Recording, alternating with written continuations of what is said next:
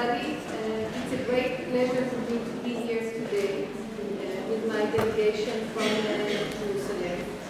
I would like to start by saying some thank yous. Some thank yous first to the Honorary Consul of Israel in Bali, Luigi DeSantis. It's a great honor for us to have him here this morning. I would like to thank the University of Bari and Professoressa Silvana Kalapecek for organizing this conference.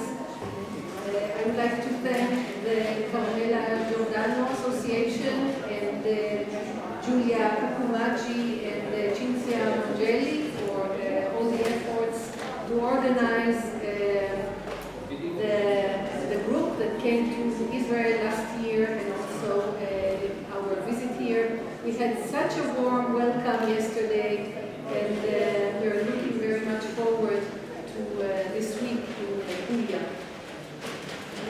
I would like also to thank you, to extend my thank yous to all the organizations that support this visit, the Department of Health, the Regione di Puglia, the Municipality di Bari, and our collaborators here in this hall, Francesca, Rosi, Michele Corriero, and of course our friends and colleagues from Padova, Tiziano Vecchiato and Cinzia Canali, with whom we collaborate for many, many years. Before I will start to speak a little bit about children and youth at risk, I would like to introduce the delegation from Jerusalem. Will you stand up when I mention your name? Maya Klein, Rachel Simons,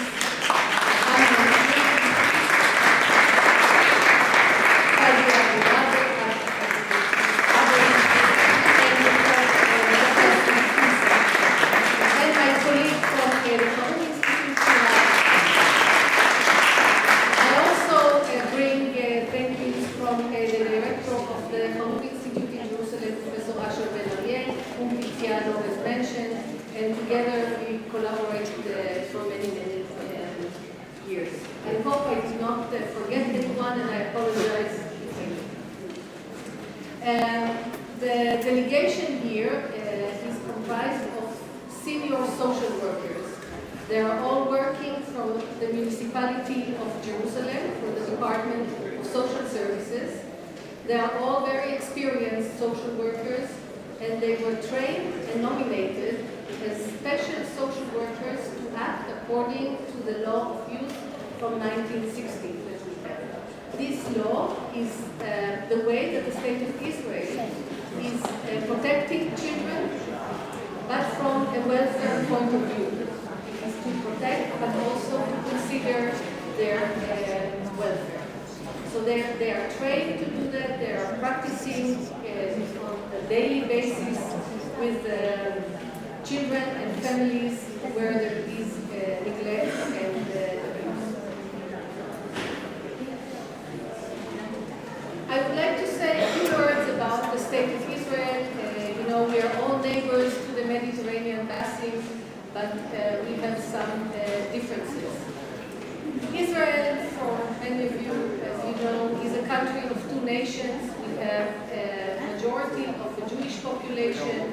This is the national home of the Jewish people, but we also have a minority of Arab citizens. I'm not talking about the Palestinian Authority, but just within the borders of the state of Israel.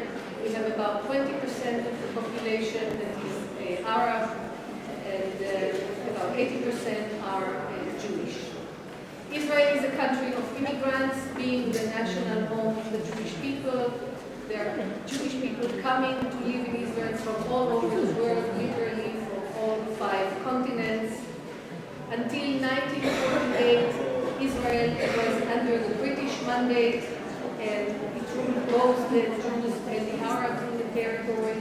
But following the War of Independence in 1948, there was a division of the land, and Israel has become a state with a majority of Jewish people. Our total population is about 8 million have a relatively low unemployment rate. It even dropped now, even lower than this number. But it doesn't tell the whole story of our socio-economic situation.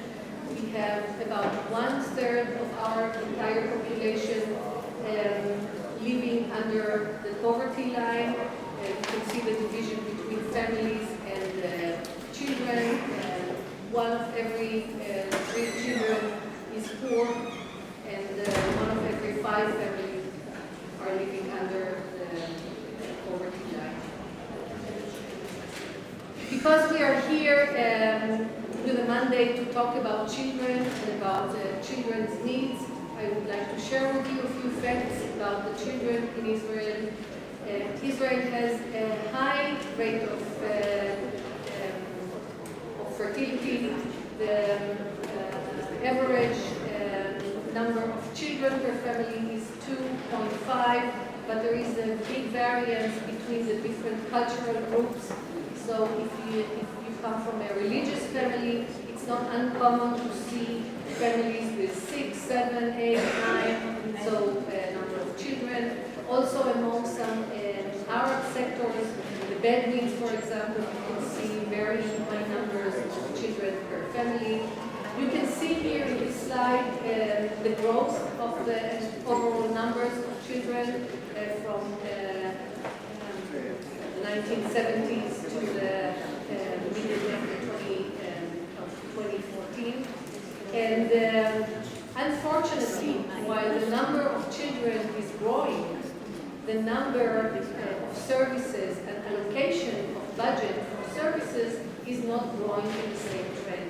So in a way, when we compare the situation in Italy in general, and in Puglia maybe more specifically, and in Israel, we can find many similarities in the needs, even if you don't have such high rate of children per family in Italy.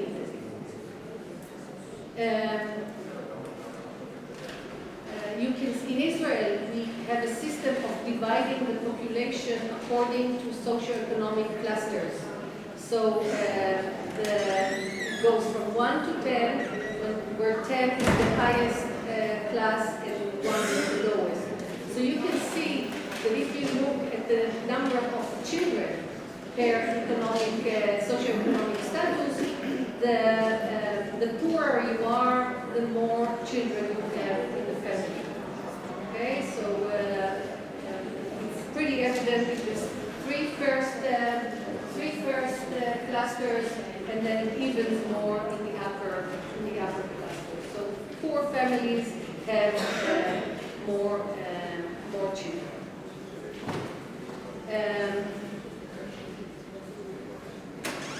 Israel doesn't have a very good system of collecting data on its population in general and about children specifically. But we are making a lot of efforts at least to know how many children we have that are in need for different things. And with the Haruv Institute, we have started to collect information about children that are recognized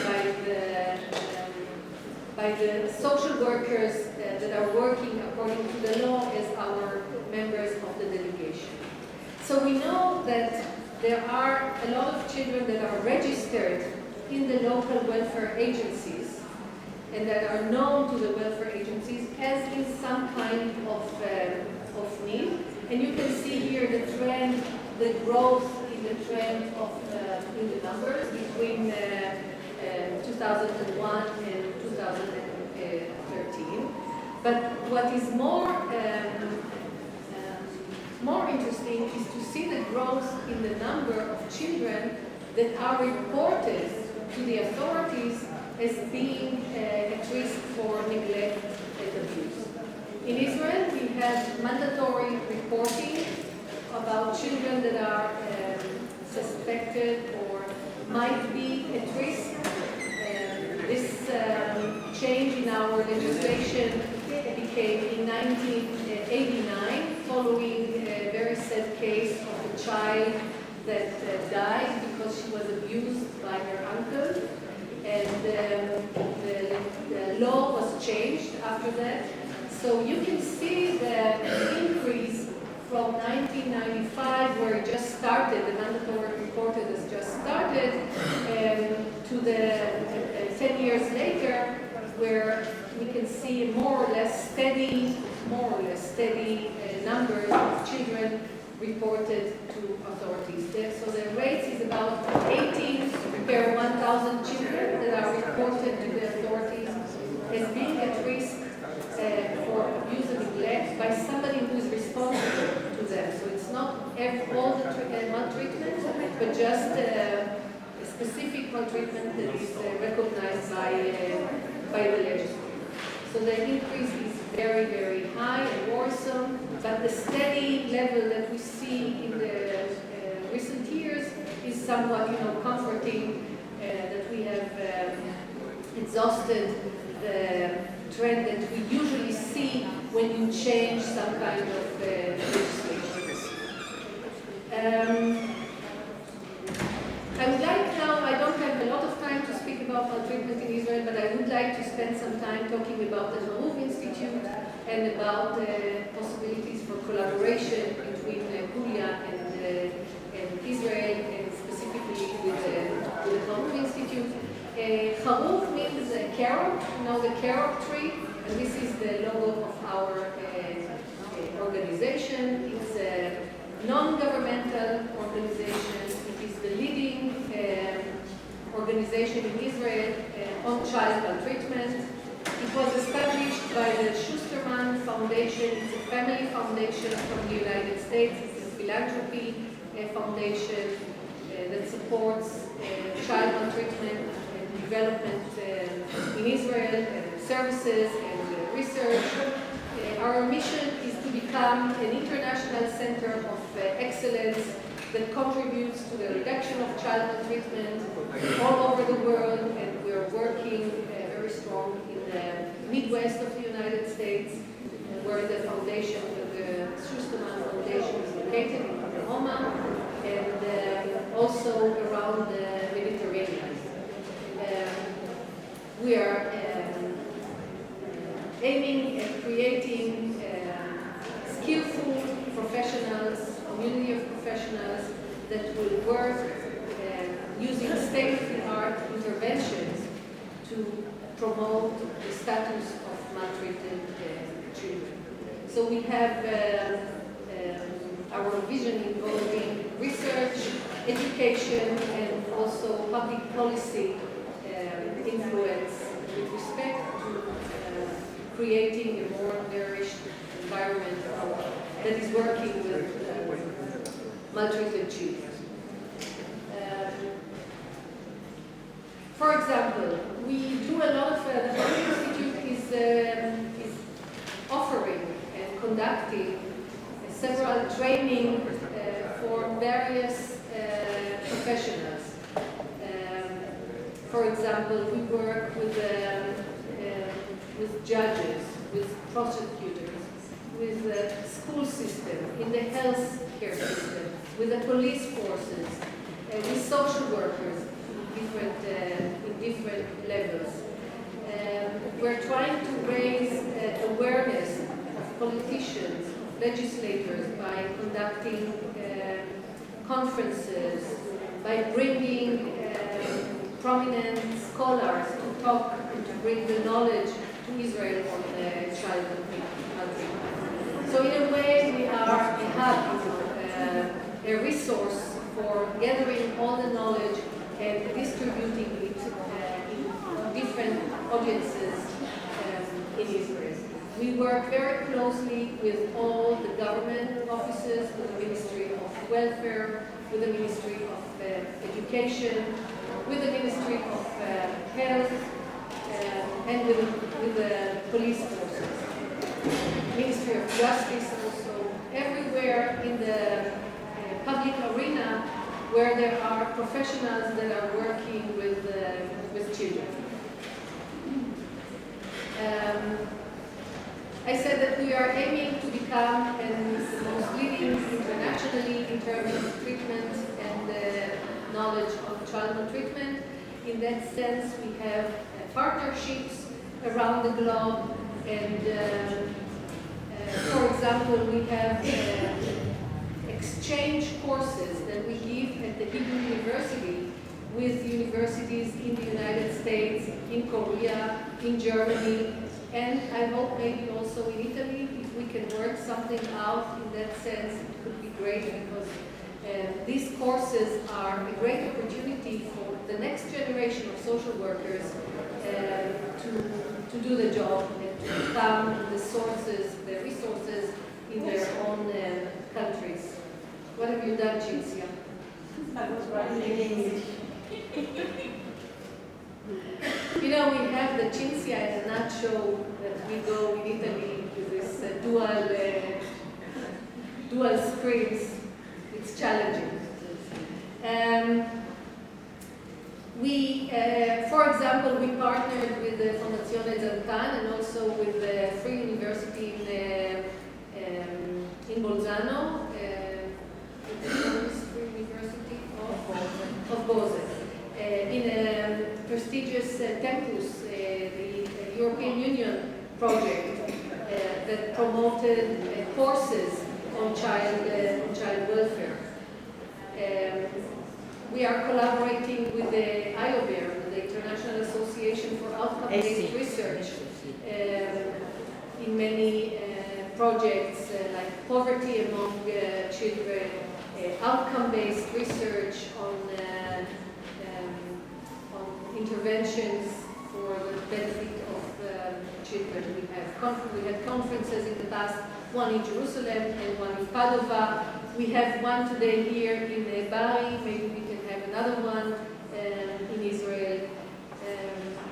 And we are exchanging delegations. So we have already had a delegation from Albania and from Puglia, and we're going, this is the return visit, and I hope that this will be continued by further visits and further collaborative efforts, either in the research or in practice, in policy, or even just by friendship.